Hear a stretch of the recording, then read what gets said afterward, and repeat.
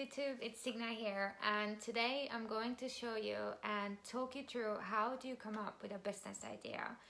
I know right now it's 2020 and it's extremely scary times for business owners and employees the same, because a lot of people have been fired and a lot of businesses have gone bankrupt, and it's a scary time. So I get asked a lot, like, how do you come up with a business idea? I'm in that process myself right now. Even though I have a business, I am forced to come up with a new idea, and I will explain all about that in another video. But if you are someone who has been fired right now, or you have just discovered that having a job is not secure enough. Like, I have always thought since I was 14 that I remember the first time when I read Rich Dad Poor Dad, which you should totally read it. Like, it's like a Bible, honestly. I was reading it and I remember this thought, just thinking like, how come people have a job and just rely on this one income stream and having a boss to make their life decisions, basically? Because if the owner of the company is in a bad mood or something and they fire you, you are out of, it's not under your control, like, you are fired.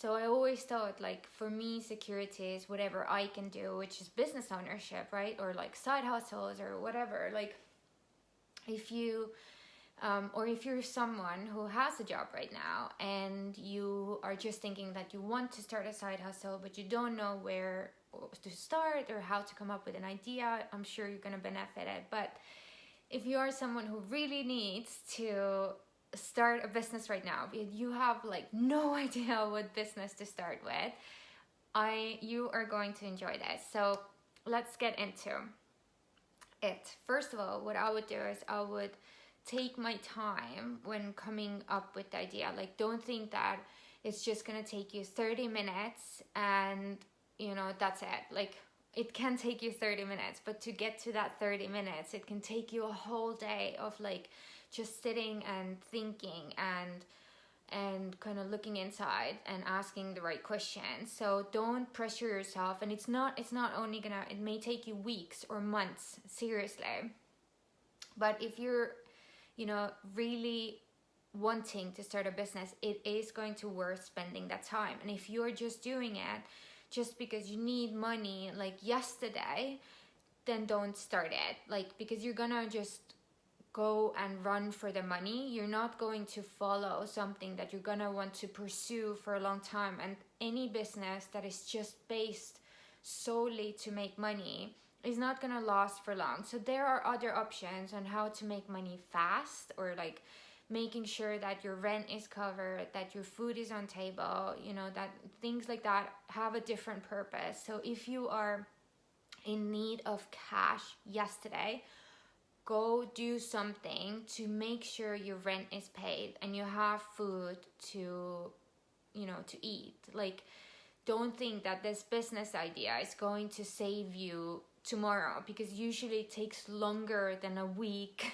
to get money on your bank account with a business, especially if it started for long-term purpose. So if you need money yesterday, go find any job, like anything that you can do. Go clean houses if you're not in quarantine zone somewhere. Go just do anything else. Sell your stuff. Go move to a cheaper place. Move in with your parents if you need to. Like, it's okay. Make sure you're covered.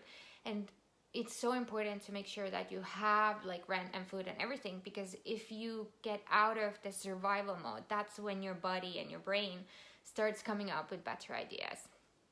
But if you have this covered, if you have savings, or you're doing something to cover your bills, even for a month, like you need a month, then do the next steps, what I'm going to explain you.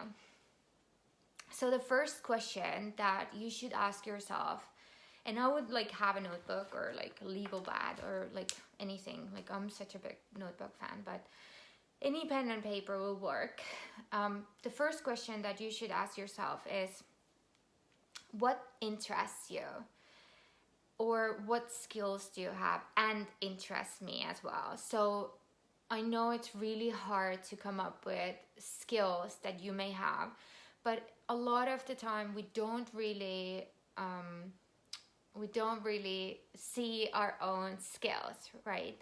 Like we just think that we're not good at anything. So the best thing to do would be to ask either some good buddies or your family. Well, unless they're gonna say that you're good in everything, because that's not really gonna help you. But someone who can objectively give you a list of things, or even one thing that you are good at. Another thing that you can look at is if you've been to university or college, or you've done some kind of training, what was it that you did, and are you interested in that? Or if you completely like, I just spent like 4 years in a university and I freaking hate that field, ignore that. Like, don't look at that. So the next thing that you can ask is just what interests me, and you don't have to be good at it. Like if it's a skill that interests you, you don't have to be good at it. All you have to do is be 10% better than anyone else, or other people, or like just a small portion of people, right? So, or if it's like a totally new industry that just interests you, and you have no skills in it, you have no research in it, nothing at all, but you feel like you're so passionate about it, like on your daily life, that totally like works like really, really well. Most businesses, not most, but a lot of businesses that are really successful have just started because the owners knew nothing about it, but they just either had a problem themselves, or they were just interested in the industry or in the business or in the product or service. So just look at your life, think, what have you studied on your free time from your own interest this past year or past months, or what are you Googling? Like I always think that's a good question. Like, what do you Google? Another thing which you can look at is, what do you buy on Amazon from, like couple times at least? What do you buy from the store? Or like, what problems do you have that you feel like there was no solution to it? Like, for example, one of the businesses that I'm starting right now is a pet business, and the reason for it is, obviously I have a really cute puppy, so that's a reason enough, but my previous dog died of cancer that was 100% related to the supermarket foods. I am absolutely convinced in it, right? And because of that, I have always looked for natural foods for my dog. And of course, one way would be for me to cook, but I don't cook. Or I cook, but I don't have time for it. And I can't cook like really good.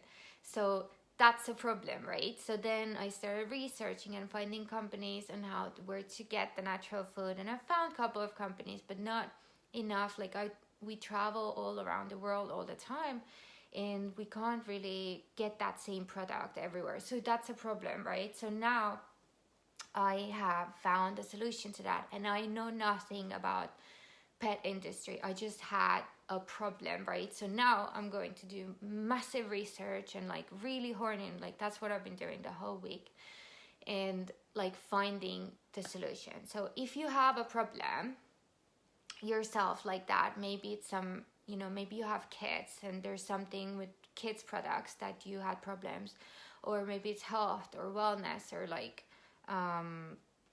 anything. Seriously, just write it down. Just sit and brainstorm. What interests you? What problems do you have? Or what skills do you have? The second question, after I've brainstormed 50 different ideas, like literally go crazy in that, because you don't know what germs you can what diamonds you can find in those ideas. The second question you should ask is, what sort of business do you want to have?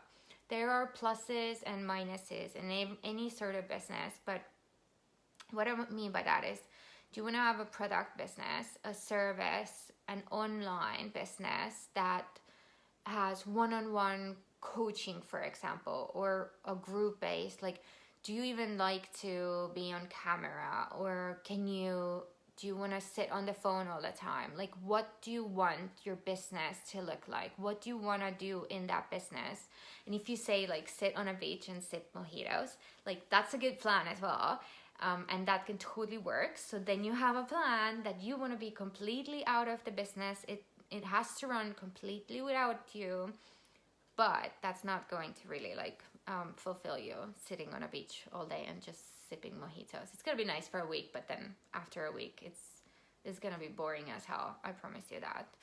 So there's pluses and minuses in anything, but you can think about scalability. Like, you know, if it's a service business, you're selling your time or human time, even if you have employees, which means the only way to scale would be to hire more employees, which means extra expenses in the business, and like you're putting yourself into more vulnerable position. However, that's not a bad idea. It just means like that's the way you're gonna go, and you have to price your services correctly. You have to provide clients constantly. Like, I have a service business right now and it's totally screwed because of COVID, and that is why I am building a new business, because, you know, I have no freaking idea what's gonna happen, but I'm gonna make another video about that. Like I said, a product business is more scalable, you know, if it's online business, if you're selling it online, but that means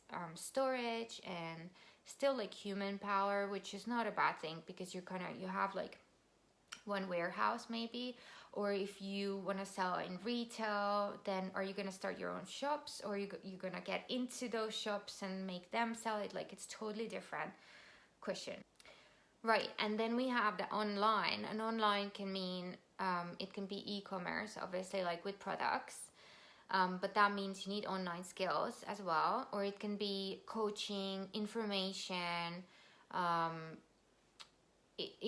products that you have no physical storage. You just sell like multiple times. So it's really, really scalable. And ideally, what I really, really recommend is kind of combining even all of it. Like, if COVID has taught me one thing, is don't just rely on like one part of the business. Don't just be a service business. Have products next to it. Have information products next to it. Have, you know, even coaching part next to it. Like, I would literally combine it all. But ideally, you still want to come up with the main thing. Like, what's your goal? Like, do you want to sit on the phone all the time? Nope. Okay, cool.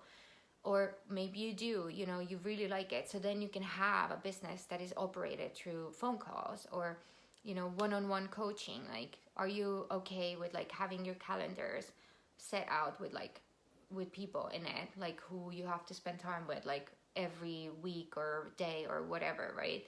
Like, if you enjoy it, of course do it. That's for you. But if you feel for me, like, that creates anxiety. Like, I don't want to be dependent on someone else's like time like that, and it's not really scalable as well, then maybe there's a group coaching that you can do, that there's like as many people as you can get into the group, and then you just coach them at the same time. But then you're like, again, you're earning more money, you're serving more people. So it's really good. So really think about that. Like, what kind of business do you want to have? And now, once you have sat and you have brainstormed like ideas and interests that you have, and like skills that you have, and you finally found like one thing that you're really interested in, or even 3 things, like, you don't have to stop with just one idea. Honestly, I don't understand why people always say like have one business or like focus only on one thing. I mean, it's true, you should focus on one thing at once, but it doesn't mean that you can't try in the beginning of like starting a business. You can try 3 different things. It's just gonna take more time, and you have to make sure that you're focusing equally on 3 things. And once you have found that like one of them really interests you or makes you feel good, that's the one you're gonna pursue. You're gonna forget about the rest. So once you have like 1 or 3 ideas, or 4, doesn't matter, and you've written down like what kind of business you want to have, and you can write down like a complete vision you know, 5 years from today, where you want to be, how you want your days to look like, how do you can, you know, how do you want the company to look like, what product, services, online, whatever, like just write it all out. And you don't have to have a product in your mind when you're writing it down. Like it can be just a vision without a product or a service, but that's the life you want to live. The third thing you're gonna do is you're gonna start market research.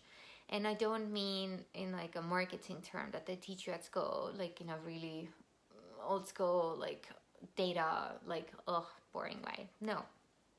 I mean, just looking at your competition, but not in a way like, competition, but no, like, what are they doing? Like, if the idea that you have is out there and someone else is selling it, that's a good thing. That means market wants it, and competition is always a good thing. It's never a bad thing. Like, you should look at the competitions. You should find companies that sell the products. Like, for example, I'm gonna bring my pet business in there. So we found companies who sell the products or similar products that we want to sell, who have a similar message that I have.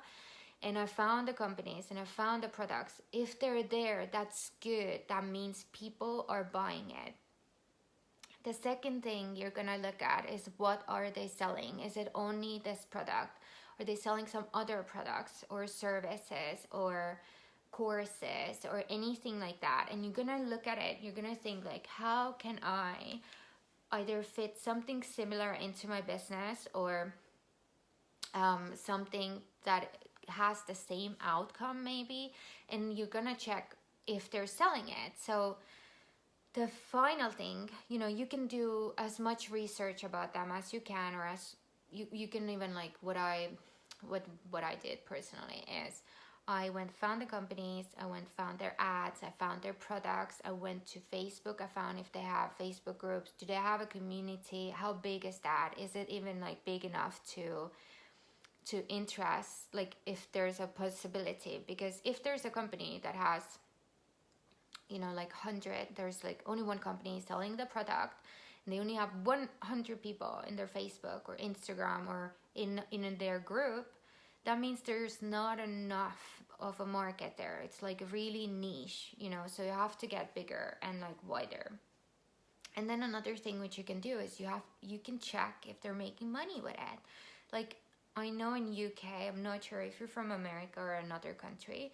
I think most countries have that, but in UK you can just Google a company's name and like put in company's house, and you can check their annual returns. They're not gonna give you like 100% accuracy of their revenue, but they're gonna tell you if they're profitable or not, and how big they are, or how many. You can assume like in the assets that they own, like how much they have, and if they're profitable and they have tons of assets like products or whatever in their inventory, they're making money, right?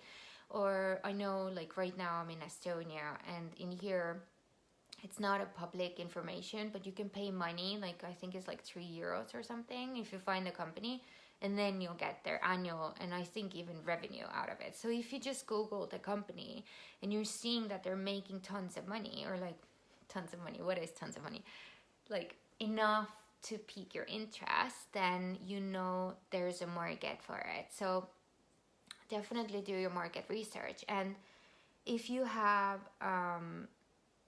3 business ideas or interests that really interest you, do and like market research on all of them. And ideally you want to find 5 till 10 companies, not just one company in the market, and do the research on all of them.